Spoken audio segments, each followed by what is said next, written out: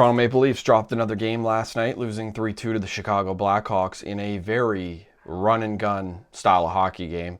Now, the Toronto Maple Leafs have played this style all season long, and I've commented on this channel several times that I don't exactly think it's a great way to be a winning hockey club.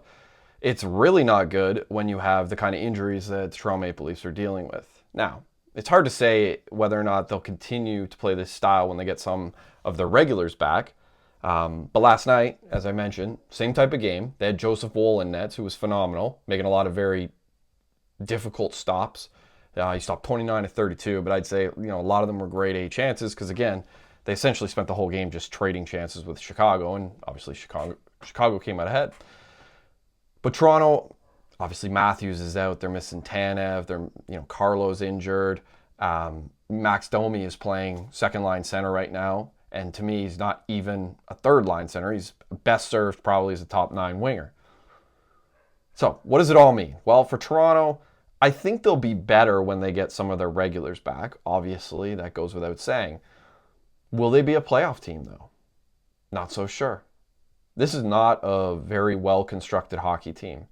And I think head coach Craig Berube has got his work cut out for them.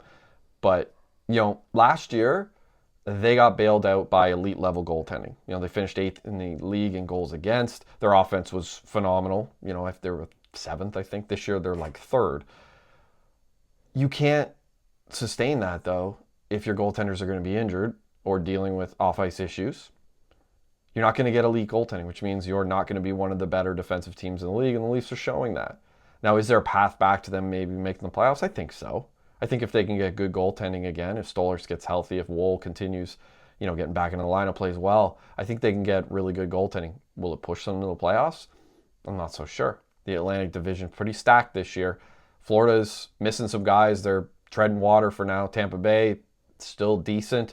You got Ottawa's on the rise. Got hot there over the last week after a bit of a slow start. So it's a tough division. I don't really know what Detroit is yet.